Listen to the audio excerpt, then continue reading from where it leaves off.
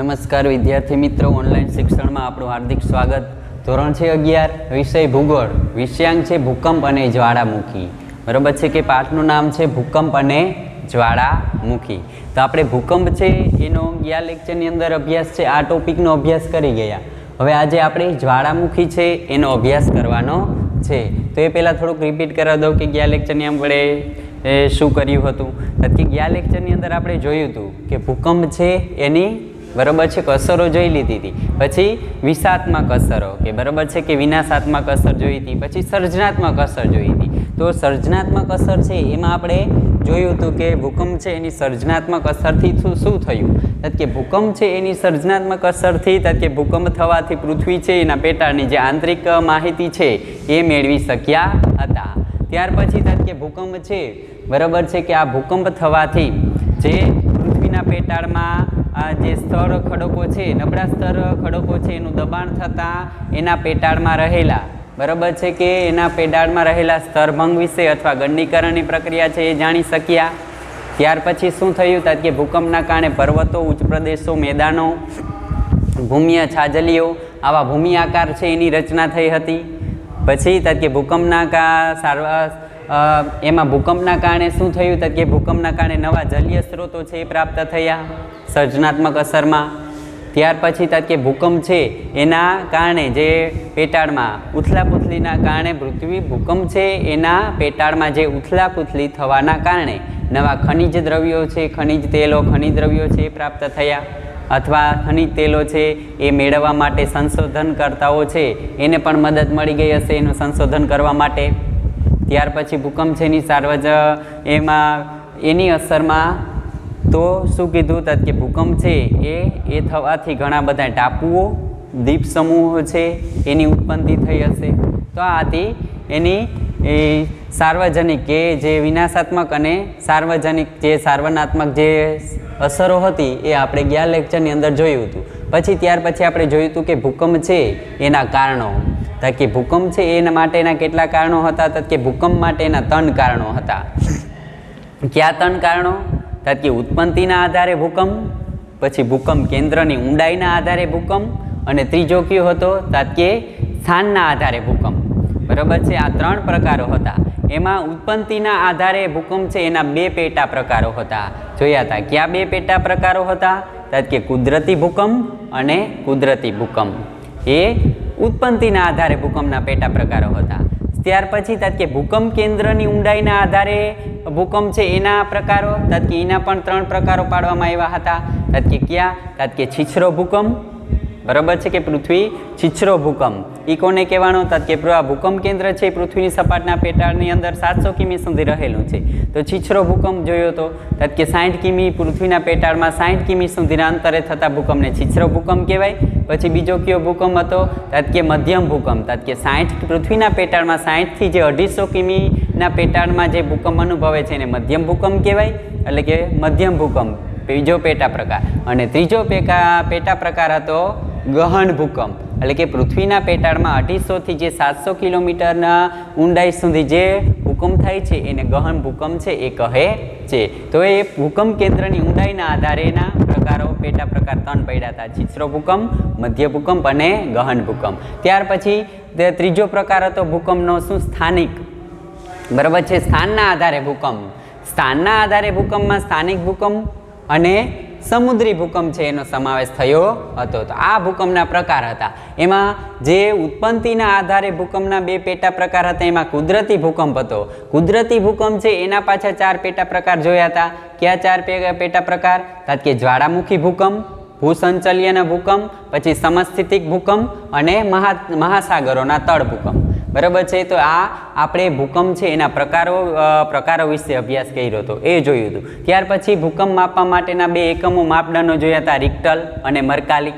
તો રિક્ટર છે એ ભૂકંપ છે એની તીવ્રતા માપવા માટે વપરાય છે, અને મર્કાલી છે એ ભૂકંપ છે એની વ્યાપકતા દર્શાવે છે.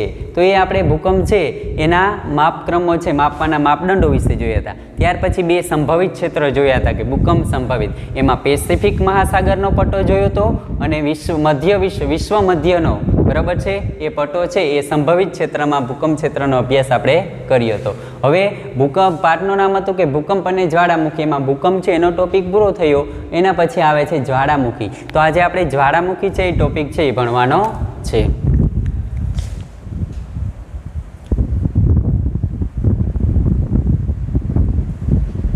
ज्वाळामुखी એટલે કે જ્વાળામુખી એટલે શું કે આ જ્વાળામુખી છે બરાબર છે કે આ ભૂકંપ એટલે કે પૃથ્વીના પેટાળમાં જે ભૂસંચલનના કારણે એની જે પૃથ્વીના ખડકો છે કંપન અનુભવે અથવા ધ્રુજારી અનુભવે બરાબર એને આપણે ભૂકંપ કહેતા હતા। તો હવે જ્વાળામુખી કે જ્વાળામુખી એટલે શું કે પૃથ્વીના જે પેટાળમાં છે બરાબર છે કે પૃથ્વીની સમતુલા છે ખોરવાઈ જાય છે, પૃથ્વીના ભૂપૃષ્ઠ છે એની સમતુલા છે ખોરવાઈ જાય છે, પરિણામે લાવા, ભૂરસ બરાબર છે, મેગ્મા, વાયુ, વરાળ બરાબર છે કે આ બધાય છે એ પૃથ્વીના પેટાળમાંથી અથવા અન્ય પદાર્થો છે એ ઝડપથી પૃથ્વીના પેટાળમાંથી પૃથ્વીની સપાટી ઉપર ગતિ કરે છે, ઝડપથી બહાર નીકળે છે અને આ બહાર નીકળવાને બરાબર છે કે લાવા, વાયુ बराबर है बहार निकले छे एने आपणे शुं कहीए छीए ज्वाळामुखी छे ए कहीए छीए।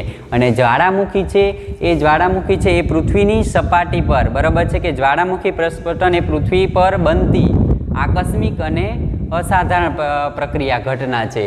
बराबर है कि ज्वाळामुखी है पृथ्वीनी सपाटी पर जे बनती है आकस्मिक अने असाधारण औशिकतानी आकस्मिक रीते आवी शके छे, कुदरती घटना है।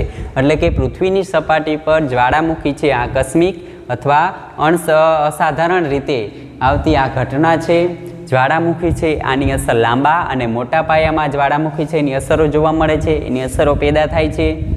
त्यार पछी आ ज्वाळामुखी है बराबर है कि पृथ्वी है एनो मर्यादित भागमां पृथ्वी है एनो मर्यादित विस्तारमां फेरफार लावनारुं बराबर है कि पृथ्वी है एनो मर्यादित विस्तारमां फेरफार लावनार कुदरती प्रक्रिया है। अने ज्वाळामुखी है ए शुं थयुं कि पृथ्वीनी ज्यारे समतुला है ए खोरवाई जता पृथ्वी है एनी समतुला है ए खोरवाई जाय छे, परिणामे गरम वायु, पछी वराळ, पछी मेग्मा, भूरस तथा अन्य पदार्थों है ए पृथ्वी सपाटी पर धसी आवे छे बराबर है। अने पृथ्वीना जे नबळा भूकवचवाळा विस्तारमां बराबर है कि नबळा भूकवचवाळा विस्तारमां फाट द्वारा अथवा बराबर है कि भूंगड़ा स्वरूपे पृथ्वी पर चारे बाजू वेराई जाय छे अथवा धड़ाका साथे अथवा शांत स्वरूपे जे ज्वाळाओ छे ए पृथ्वीनी सपाटी पर वेराई जाय छे त्यारे आपणे एने ज्वाळामुखी प्रक्रिया छे ए कहीए छीए। तो ज्वाळामुखी प्रक्रिया छे ए जोईए। तो ज्वाळामुखी ए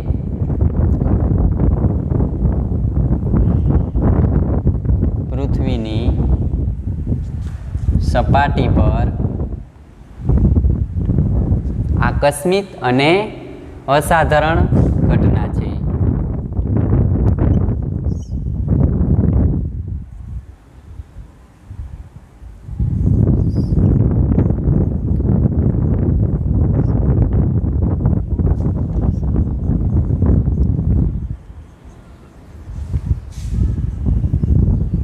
त्यार पछी के ज्वाळामुखी है ए लांबा गाळे अने मोटा पायानी असरो छे पैदा करे छे।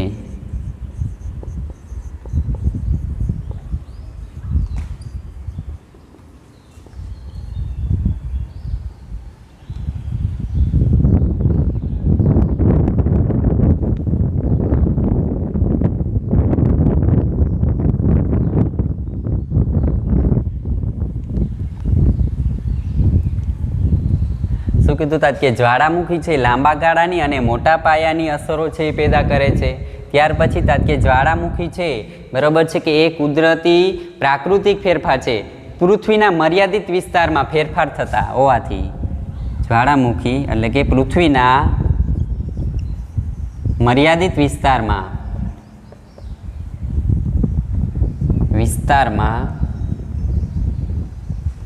ફેરફાર થતા હોવાથી તે કુદરતી ઘટના છે। કુદરતી ફેરફાર છે અથવા ઘટના છે।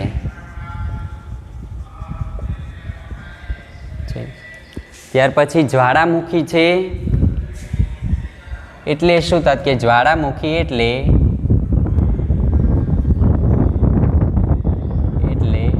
પૃથ્વીના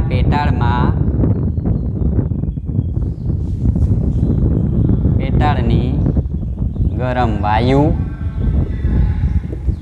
વરાળ અને રાખ તથા અન્ય પદાર્થો અતિ વેગથી પૃથ્વી સપાટી પર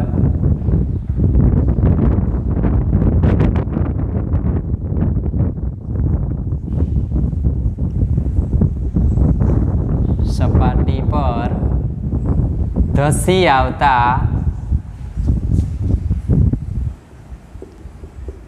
બરાબર છે કે શું કહે છે કે જ્વાળામુખી પૃથ્વીના પેટાળમાં ગરમી, વરાળ તથા અન્ય પદાર્થો છે એ પૃથ્વીની સપાટી પર ધસી આવતા બરાબર છે કે જ્વાળામુખી છે ધસી આવતી પ્રક્રિયાને જ્વાળામુખી પ્રક્રિયા કહે છે. જે જ્વાળામુખી એટલે કે પૃથ્વીના પેટાળમાં રહેલી છે જે ગરમ વાયુ, હવા બરાબર છે, ગરમ વાયુઓ છે, વરાળ છે, મેઘમાં છે, લાવાઓ છે અથવા અન્ય પદાર્થો છે એ પૃથ્વી અતિ ઝડપથી પૃથ્વીની સપાટી ઉપર જે ધસી આવે છે અને મેઘમાં છે ભૂસપાટી ઉપર બહાર લાવે છે, આ પ્રક્રિયા છે એને જ્વાળામુખી કહે છે. બરાબર છે કે આ જ્વાળામુખી છે એ નબળા ખડક વિસ્તારોમાં બરાબર છે ધડાકા સાથે અથવા નિરાતે ધીમે ધીમે છે બહાર નીકળે છે, તેને આપણે શું કહીએ છીએ? જ્વાળામુખી કહીએ છીએ. ત્યાર પછી આપણે જોઈએ કે જ્વાળામુખી છે બરાબર છે કે જ્વાળામુખી એટલે કે પૃથ્વીના પેટાળમાં જે માર્ગથી લાવા બરાબર છે કે પૃથ્વી છે એના પેટાળમાંથી જે માર્ગે ગરમ વાયુ, વરાળ, રાખ તથા લાવા અને મેઘમાં બહાર નીકળે છે બરાબર છે એને જ્વાળામુખી નળી કહેવાય. કે પૃથ્વી છે એના પેટાળમાં જે જગ્યાએથી ગરમ વાયુ, હવા, ગરમ વાયુ, મેઘમાં, લાવા એ જે સપાટી અથવા જે માર્ગેથી નીકળે છે એને આપણે શું કહીએ છીએ? કે જ્વાળામુખી નળી કહીએ છીએ. ત્યાર પછી કે પૃથ્વીના પેટાળમાં વારંવાર છે જ્વાળામુખી થાય, વારંવાર જ્વાળામુખી થતાં આ નળી છે જ્વાળામુખીની નળી એ સંકો એટલે કે શું કહે છે એમાં પહોળાઈમાં વધારો થાય છે, તેને જ્વાળાકુંડ બરાબર છે કે જ્વાળાકુંડ કહેવાય છે. ત્યાર પછી કે જ્વાળામુખી છે બરાબર છે કે જ્વાળાની આસપાસ ગરમ વાયુ, હવા, વરાળ, લાખ, ખડકો એના આધારે જે શંકુ આકારનો જે પર્વતની રચના થાય છે બરાબર છે કે પૃથ્વીની સપાટી ઉપરથી આ લાવા નીકળે નળી દ્વારા અને આમ શંકુ આકાર છે એની રચના થાય છે બરાબર છે, એને આપણે શું કહીએ છીએ? જ્વાળામુખી છે એ પર્વત કહીએ છીએ. અને જ્વાળામુખી છે એની નળી ઉપર જે પૃથ્વીના પેટાળમાં નળી સ્વરૂપે ઉપર નીકળી લાવા એટલે કે એની નળી ઉપર જે ટોપરા જેવો ભાગ છે, ટોપલા જેવો ભાગ છે બરાબર છે ને ક્રેટલ પણ કહેવામાં આવે છે. તો આ જ્વાળામુખી આપણે જોયું કે જ્વાળામુખી છે પ્રસ્તાવનામાં આપણે આ જ્વાળામુખી છે એટલે જોયું કે પૃથ્વીની પેટાળની અંદર રહેલી ગરમ વાયુઓ, મેઘમાઓ, લાવાઓ આ પૃથ્વીની સપાટી ઉપર છે બહાર આવે છે એને આપણે છે જ્વાળામુખી કહીએ છીએ. હવે આપણે જોઈએ કે આ જ્વાળામુખી થવા માટેના કારણો એ જોઈએ કે કઈ કઈ કારણથી જ્વાળામુખી છે એ થાય છે.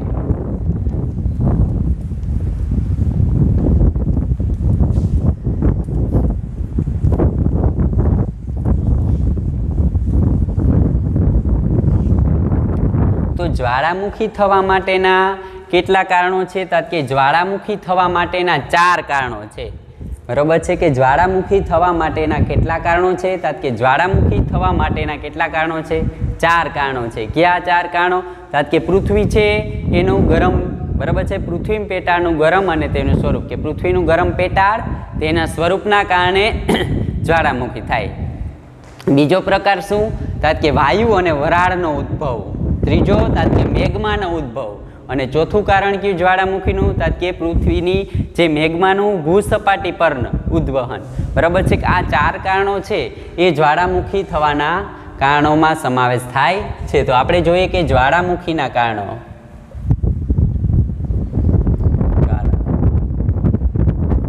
તો પહેલું કારણ હતું કે પૃથ્વીનું ગરમ પેટાળ અને તેનું સ્વરૂપ.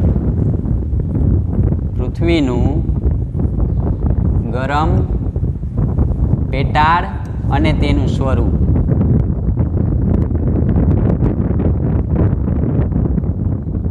બીજું કારણ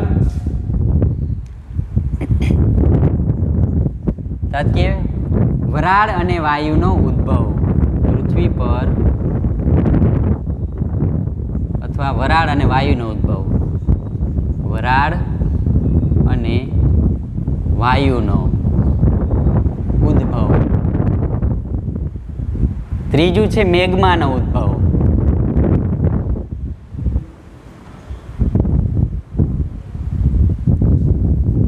પાંચમું છે મેગ્મા ભૂસપાટી પર ઉદ્ભવન.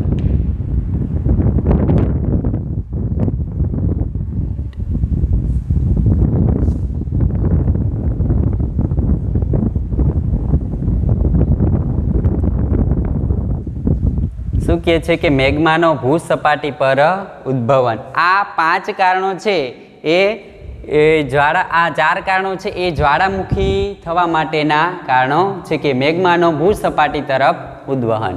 બરાબર છે કે ઉદ્ભવન એટલે કે આ 4 કારણોને આધારે છે જ્વાળામુખી છે એ થાય છે. એટલે કે પહેલું કારણ કયું છે કે પૃથ્વીનું ગરમ પેટાળ અને તેનું સ્વરૂપ.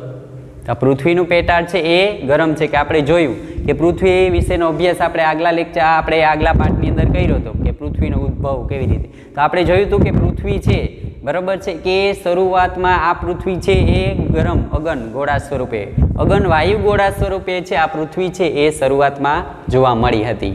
કે પૃથ્વી છે ત્યાંની ઉત્પત્તિના સમયે બરાબર છે કે શું કીધું કે પૃથ્વી છે એની ઉત્પત્તિના સમયે અગન ગોળાકાર વાયુ સ્વરૂપે હતી. ધગધગતા વાયુ ગોળાકાર સ્વરૂપે જોવા મળી. કાળક્રમે આ પૃથ્વી છે એનું ભૂકવચ એટલે કે ઉપરનો જે મૃદાવરણનો ભાગ છે એ ઠરવા લાગ્યો અને નક્કર ઘન બની ગયો. પૃથ્વીનો ઉપરનો સપાટીનો જે ભાગ છે ભૂકવચનો એ કાળક્રમે ધીમે ધીમે ઠરતો ગયો અને નક્કર બનતો ગયો. પરંતુ પૃથ્વીના પેટાળની અંદર તો હજી ગરમી રહેલી જ છે. બરાબર છે કે કેટલો ભાગ ઠર્યો કે પૃથ્વીનો જે ભૂકવચ છે ઉપરનો ભાગ જ ઠરેલો છે, પરંતુ પૃથ્વી છે એના પેટાળનો ભાગ તો હજી ગરમ જ છે. એટલે કે ગરમ રહેલો છે, એના કારણે પણ જ્વાળામુખી થાય છે. આ ઉપરાંત પૃથ્વી છે એના પેટાળની અંદર કેટલાક વાયુઓ રહેલા છે, ખનિજ દ્રવ્યો રહેલા છે. યુરેનિયમ બરાબર છે, થોરિયમ, રેડિયમ, આવા કેટલાક ખનિજો છે એના વિઘટનના ગરમીના કારણે પૃથ્વીનું પેટાળ છે હજી ગરમ રહેલું છે. એટલે કે પૃથ્વીના ગરમ પેટાળ અને તેના સ્વરૂપના કારણે છે જ્વાળામુખી છે થાય છે. તો પેલું જોઈ લીધું કે પૃથ્વીનું ગરમ પેટાળ અને તેના સ્વરૂપમાં શું આવે, કે પૃથ્વી છે એના ઉત્પત્તિના સમયે અગન ગોળાકાર સ્વરૂપે હતી. કાળક્રમે તે ધીમે ધીમે ઠરતી ગઈ અને એનો ભૂકવચનો ભાગ છે એ નક્કર બનતો ગયો, એટલે કે ઘન બનતો ગયો. અને પરંતુ હજી હકીકતમાં પૃથ્વી છે એનો પેટાળનો ભાગ તો ગરમ જ છે. અને પૃથ્વી ઉપર આ ઉપરાંત પૃથ્વીના પેટાળની અંદર કેટલાક વાયુઓ છે, ખનિજ દ્રવ્યો છે એ રહેલા છે. બરાબર છે કે યુરેનિયમ, રેડિયમ, થોરિયમ, આ જેટલા ખનિજો છે એના વિઘટનની ગરમીના કારણે પૃથ્વીનું પેટાળ છે હજી ગરમ જ જોવા મળે છે. એટલે કે પૃથ્વીના ગરમ પેટાળ અને તેના સ્વરૂપના કારણે પણ જ્વાળામુખી છે એ થાય છે. ત્યાર પછી બીજો પ્રકાર કયો હોય તો બીજો વરાળ અને વાયુનો ઉદ્ભવ. બરાબર છે કે પૃથ્વી છે એના પેટાળમાં આ વરાળ છે અને વાયુ છે એ કેવી રીતે ઉદ્ભવે છે, કે પૃથ્વી છે એના પેટાળની અંદર કે પૃથ્વી ઉપર જ્યારે પાણી છે, જોયું ને આપણે કાલે જોયું હતું કે પૃથ્વી પરનું જે પાણી છે એ સમુદ્રમાં જાય, તળાવોમાં, નદી અને ઘણખર પાણી છે એ પૃથ્વીના તળિયામાં ઉતરે છે. બરાબર છે કે પૃથ્વી છે એના ભૂભાગમાં પેટાળની અંદર કેટલું પાણી છે એ ઉતરે છે. એટલે કે પૃથ્વી છે એની અંદર રહેલી આંતરિક ગરમી છે. પૃથ્વી જોયું કે પેટાળનો ભાગ ગરમ છે, એટલે કે પૃથ્વી પરનું પાણી છે એ પૃથ્વીની સપાટી પરનું પાણી છે એ પૃથ્વીના પેટાળના જે ગરમી સાથે આ પાણી ભરે છે. બરાબર છે, ભળતા આ પૃથ્વીના પાણીનું પેટાળનું પાણી છે ભરે છે, એટલે કે શું મળ્યું, પૃથ્વી છે એની પાણીનું વરાળ થયું. પૃથ્વીના પાણી છે પેટાળની ગરમી સાથે ભળતા પાણીનું શું થયું, વરાળમાં રૂપાંતર થયું. અથવા ક્યારેક પૃથ્વી ઉપર જે નબળા ભૂ વિસ્તારોમાં બરાબર છે કે ભૂ ખડકોના તિરાડોના કારણે અથવા જ્વાળામુખી ફાટવાના કારણે બરાબર છે કે પૃથ્વીમાં કેટલું પાણી છે આ નળી સ્વરૂપે જ્વાળામુખી નળી સ્વરૂપે પૃથ્વીના પેટાળમાં જાય છે અને પૃથ્વીની પેટાળની અંદર રહેલી મેગ્મા છે એની સાથે ભળતું હોવાથી બરાબર છે કે આ મેગ્મા છે ભરે છે અને મેગ્મા છે એ ધડાકા સાથે પૃથ્વીની સપાટી પર બહાર નીકળે છે એટલે કે પૃથ્વીના આંતરિક ગરમીના કારણે એમાં પાણી ભરતું હોવાથી વાયુમાં અને એનું વરાળમાં રૂપાંતર થાય છે, પરિણામે જ્વાળામુખી છે એ ઉદ્ભવે છે. તો આ બીજું કારણ પણ જોવા મળ્યું. ત્યાર પછી ત્રીજું કારણ શું છે જ્વાળામુખી? તત કે મેગ્માનો ઉદ્ભવ. બરાબર છે, કેનો ઉદ્ભવ? તત કે મેગ્માનો ઉદ્ભવ. તત કે પૃથ્વીની સપાટી ઉપર બરાબર છે કે પૃથ્વી છે એની સપાટી ઉપર અથવા પૃથ્વીના પેટાળમાં જે નબળા ખડક સ્તરો છે એના ઉપર દબાણ છે ઓછું થતા. બરાબર છે કે પૃથ્વીના પેટાળમાં જે નબળા ખડકો છે ખડક સ્તરો એના ઉપર દબાણ ઓછું થાય ત્યારે આ ખડકો છે ને મેગ્મામાં રૂપાંતર થાય અને મેગ્મામાં રૂપાંતર થતાં બરાબર છે કે આ મેગ્મા છે એનો ઉદ્ભવ થાય છે અને મેગ્માનો ઉદ્ભવ થવાના કારણે પણ જ્વાળામુખી છે એ થાય છે. તો એમાં કહી શકીએ કે પૃથ્વીના પેટાળમાં જે ખડકો રહેલા છે નબળા ખડક સ્તરો, જે નબળા ખડક સ્તરો છે એના પર દબાણ છે પૃથ્વીના આંતરિક ગરમીના કારણે એના પર દબાણ છે એનું સ્તર ઘટે છે અને દબાણનું સ્તર ઘટતા આ સ્તરો છે એ ખડક સ્તરો છે મેગ્મામાં પરિવર્તન પામે છે અને આ મેગ્મા છે એ ધડાકા સાથે પૃથ્વીની સપાટી અથવા શાંત સ્વરૂપે પૃથ્વીની સપાટી ઉપર બહાર નીકળે છે. એટલે કે આ મેગ્માના કારણે પણ જ્વાળામુખી છે એ થાય છે. ત્યાર પછી આવે છે મેગ્માનો બરાબર છે કે પૃથ્વીની પેટાળમાં રહેલી જે મેગ્મા છે એ ભૂ સપાટી પર ઉદ્ભવન એટલે કે પૃથ્વીને પેટાળની અંદર જે મેગ્મા રહેલી છે એ પૃથ્વીની સપાટી ઉપર બહાર આવે છે, એના કારણે પણ ભૂકંપ છે એ થાય છે. તો આપણે જોઈએ કે પાણી કરતાં વરાળ છે કેટલા ગણી વધારે જગ્યા રોકે છે?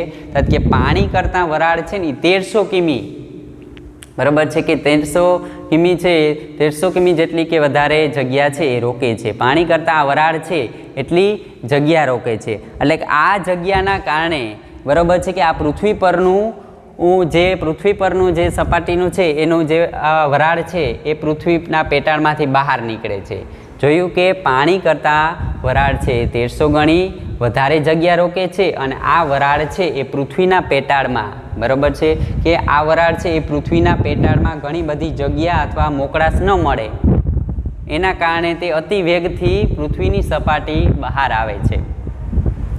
બરાબર છે અને પૃથ્વીના પેટાળમાં જે પ્રવાહી મેગ્મા છે એને પણ પૃથ્વીની સપાટીમાં બહાર ધક્કો મારે છે, પરિણામે જ્વાળામુખી છે એ થાય છે. ફરીથી એકવાર આ રિપીટ કરી દઉં કે મેગ્માનું ભૂ સપાટી પરનું ઉદ્ભવન કેવી રીતે થાય? તો કે પૃથ્વી છે એની સપાટી પર બરાબર છે કે પાણી કરતાં વરાળ છે એ 1300 ગણી જગ્યા રોકે છે અને આ વરાળ છે એને પૃથ્વીના પેટાળમાં જગ્યા અથવા મોકળાશ ન મળે ત્યારે અતિ વેગથી બરાબર છે કે અતિ વેગથી જે પૃથ્વીની સપાટી ઉપર બહાર ધસી આવે છે અને એ પૃથ્વીના પેટાળમાં રહેલી પ્રવાહી મેગ્મા છે એને ધક્કો મારે છે અને આ પ્રવાહી મેગ્મા છે એ પૃથ્વીની સપાટી ઉપર આવે છે, પરિણામે આ જ્વાળામુખી છે એ થાય છે. બરાબર છે કે આ જ્વાળામુખીના કારણો હતા. તો જ્વાળામુખીના કારણો પૂછે તો તમે એટલા લખી શકો કે પૃથ્વીનું ગરમ પેટાળ અને તેનું સ્વરૂપ, વરાળ અને વાયુનો ઉદ્ભવ, મેગ્માનો ઉદ્ભવ અને મેગ્માના ભૂ સપાટી પરના ઉદ્ભવ. હવે ત્યાર પછી આપણે જોઈએ કે ભૂકંપ છે એના કારણો જોયા. હવે જ્વાળામુખીના કારણો જોયા. હવે એના પછી આપણે જોઈએ જ્વાળામુખી છે એના પ્રકાર. તો જ્વાળામુખી છે એના 3 પ્રકાર છે. બરાબર છે, આ આપણે જોયું હતું કે ભૂકંપના પ્રકાર, અસરો બરાબર છે, વિનાશાત્મક અસરો, પછી સાર્વજનિક અથવા સર્જનાત્મક અસરો એ આપણે જોયું. હવે એના એવી જ રીતે આવે છે આ ટોપિક જ્વાળામુખીનો. તો જ્વાળામુખી એટલે શું એના વિશે જોયું. પછી જ્વાળામુખી છે એના કારણો છે એ આપણે 4 જોઈ લીધા. હવે પછી આવે છે જ્વાળામુખી છે એના પ્રકારો. તો જ્વાળામુખી છે એના પ્રકારોનો અભ્યાસ કરીએ. જ્વાળામુખીના પ્રકારો કેટલા પ્રકાર છે? તો કે જ્વાળામુખીના 3 પ્રકાર છે. બરાબર છે, તો લખી શકીએ કે જ્વાળામુખીના 3 પ્રકાર છે.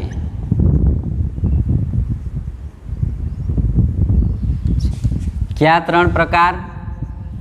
કે પેલો સક્રિય જ્વાળામુખી, સક્રિય જ્વાળામુખી બીજો સુપ્ત જ્વાળામુખી, સુપ્ત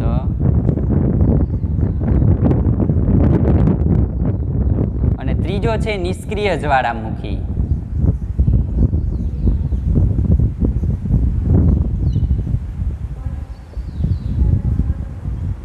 બરાબર છે કે આ આટલા જ્વાળામુખી છે એના આ 3 પ્રકારો છે કે જ્વાળામુખીના કેટલા પ્રકાર કે જ્વાળામુખી છે એના 3 પ્રકાર, સક્રિય જ્વાળામુખી, સુપ્ત જ્વાળામુખી અને નિષ્ક્રિય જ્વાળામુખી. તો એમાં આપણે પહેલાનો અભ્યાસ કરી. પહેલો પ્રકાર છે સક્રિય જ્વાળામુખી છે એ કોને કહેવાય?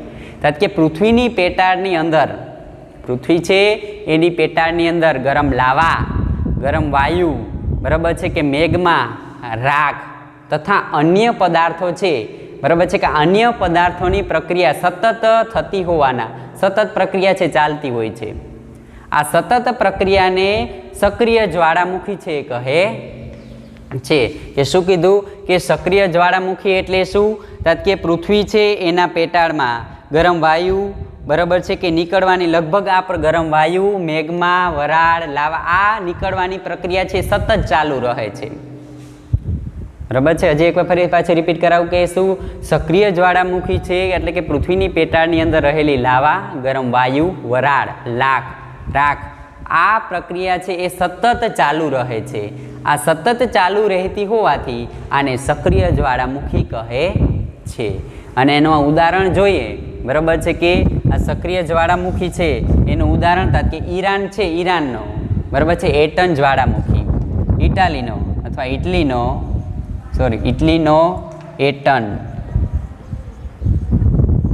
જ્વાળામુખી આનું ઉદાહરણ છે. કેનું? કે સક્રિય જ્વાળામુખી.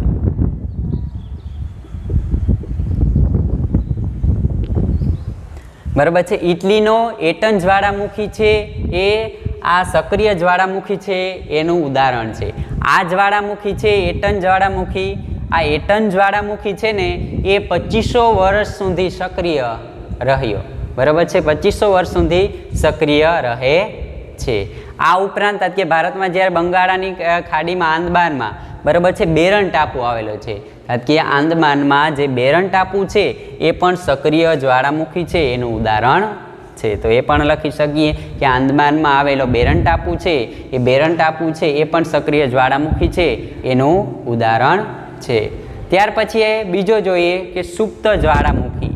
એ સુપ્ત જ્વાળામુખી છે એમાં શું એટલે કે કેવી રીતે આ સુપ્ત જ્વાળામુખી એટલે શું અને કેવી રીતે ઉદ્ભવે છે? કે સુપ્ત જ્વાળામુખી એટલે કે વર્ષો સુધી શાંત રહે અને ફરીથી પાછું પ્રસ્ફોટન થાય, બરાબર છે કે ફરીથી પાછો જ્વાળામુખી વિસ્ફોટ થાય, એને આપણે સુપ્ત જ્વાળામુખી છે એ કહીએ છીએ. કે સુપ્ત જ્વાળામુખી એટલે કે વર્ષો સુધી શાંત રહે, બરાબર છે, અને ફરીથી પાછું પુનઃ જ્વાળામુખી છે એમાં વિસ્ફોટ થાય, બરાબર છે કે લાંબા ગાળે એમાં વિસ્ફોટ થાય, આને આપણે સુપ્ત જ્વાળામુખી છે કહીએ છીએ. અને ઇટલીનો જે વિસુવ્ય જ્વાળામુખી છે એ આનું ઉદાહરણ છે. બરાબર છે કે સુપ્ત જ્વાળામુખી છે એ ફરીથી કહું કે સુપ્ત જ્વાળામુખી છે વર્ષો સુધી શાંત રહે છે, બરાબર છે કે શાંત અવસ્થામાં રહે અને ફરીથી પાછો પુનઃ વિસ્ફોટ થાય એમાં ને એમાં જ્વાળામુખીની અંદર, તો એ સુપ્ત જ્વાળામુખી કહેવાય. ઇટલીનો જે વિસુવ્ય જ્વાળામુખી છે એ આનું ઉદાહરણ છે. આ ઉપરાંત ઇન્ડોનેશિયામાં આવેલો ક્રોકાઆન, બરાબર છે, ક્રોકાટાન આ છે, બરાબર છે કે ઇન્ડોનેશિયા છે એનો ક્રોકાટોન એ જ્વાળામુખી છે એ પણ સુપ્ત જ્વાળામુખી છે એનું ઉદાહરણ છે. જાપાનનો જે જાપાનમાં આવેલો જે એક ટાપુ છે, બરાબર છે કે જાપાનમાં રૂહર ટાપુ છે એ પણ સક્રિય સુસુપ્ત જ્વાળામુખી છે એનો ઉદાહરણ છે એ જોવા મળે છે. તો સુપ્ત જ્વાળામુખી છે એ શાંત રહી અને પછી ફરીથી પાછો વિસ્ફોટ થાય છે, એને સુપ્ત જ્વાળામુખી કહે છે. ત્યાર પછી આવે છે નિષ્ક્રિય જ્વાળામુખી. જો કે નિષ્ક્રિય જ્વાળામુખી એટલે શું? બરાબર છે કે તો નિષ્ક્રિય જ્વાળામુખી છે એમાં કે નિષ્ક્રિય જ્વાળામુખી એટલે કે નિષ્ક્રિય બની, જે જ્વાળામુખી છે એ નિષ્ક્રિય બની અને તેમાંથી શું થાય કે નિષ્ક્રિય બની અને ફરીથી પાછું એ પાણીમાં ફેરવાઈ જાય છે અને આ પાણીનું શું થાય છે એમાં સરોવર બને છે, બરાબર છે કે જે જ્વાળામુખી છે એ નિષ્ક્રિય બને અને પછી પાણી ભરાય અને તેનું સરોવર બને છે, તેને પછી કે ભવિષ્યમાં પાછું એના ઉપર કંઈ પ્રસ્ફોટન અથવા વિસ્ફોટન થવાની કોઈ લક્ષણો જણાતા નથી, તેને આપણે છે ને નિષ્ક્રિય જ્વાળામુખી કહીએ છીએ. ફરીથી પાછું નિષ્ક્રિય જ્વાળામુખી કહી દઉં કે નિષ્ક્રિય જ્વાળામુખી એટલે શું? કે જે જ્વાળામુખી છે નિષ્ક્રિય બની ગયું હોય, પછી તેમાં પાણી ભરાય અને સરોવર બની ગયું હોય, બરાબર છે, અને ભવિષ્યમાં કોઈ વિસ્ફોટ થવાના લક્ષણો જણાતા ન હોય, તેને આપણે નિષ્ક્રિય જ્વાળામુખી છે એ કહીએ છીએ. અને આફ્રિકામાં આવેલા કિલીમાંજોરનો જ્વાળામુખી છે એ આનું ઉદાહરણ છે કે આફ્રિકામાં આવેલો જે કિલીમાંજોર જ્વાળામુખી છે એ નિષ્ક્રિય જ્વાળામુખીનું ઉદાહરણ છે, બરાબર છે. અને આંદમાનમાં આવેલો, બરાબર છે, આંદમાનમાં આવેલો નરકોન્ડમ જ્વાળામુખી છે એ પણ આનું ઉદાહરણ છે. અને ઈરાનમાં આવેલો, બરાબર છે, ઈરાનમાં પણ આવેલો સુલતાન કોહ સુલતાન છે જ્વાળામુખી, એ પણ નિષ્ક્રિય જ્વાળામુખી છે, એનું ઉદાહરણ છે. એ નિષ્ક્રિય બધા જ્વાળામુખીઓ છે. તો આફ્રિકાનો કિલીમાંજોર, ઈરાનનો કોહ સુલતાન અને આંદમાનમાં આવેલો જે નોર કંડમ છે એ નિષ્ક્રિય જ્વાળામુખી છે, એનો ઉદાહરણ છે એ જોવા મળે છે કે એ બધા જ્વાળામુખી નિષ્ક્રિય છે, કે ઘણા વર્ષો સુધી, બરાબર છે, નિષ્ક્રિય બની ગયા, પાણી ભરાય અને સમુદ્ર સરોવર બની ગયું, અને ભવિષ્યમાં એ જ્વાળામુખી છે વિસ્ફોટ થવાના કોઈ લક્ષણો જણાતા નથી. આ નિષ્ક્રિય જ્વાળામુખી છે. તો જ્વાળામુખીના 3 પ્રકાર આપણે જોયા. કયા 3 પ્રકાર? સક્રિય જ્વાળામુખી, સુપ્ત જ્વાળામુખી અને ત્યાર પછી નિષ્ક્રિય જ્વાળામુખી. હવે આપણે આજે જોયું કે જ્વાળામુખીના પ્રસ્તાવના જોયું, ત્યાર પછી જ્વાળામુખીના કારણોનો અભ્યાસ કર્યો, ત્યાર પછી જ્વાળામુખી છે એનો પ્રકારનો અભ્યાસ કર્યો. અને હવે પછીના લેક્ચરની અંદર આપણે જોશું કે જ્વાળામુખી છે એ થયા એના પછીની એની અસરો કેવી જોવા મળી, એના અસરો છે એનો અભ્યાસ છે આપણે આગલા લેક્ચરની અંદર કરશું. અસ્તુ.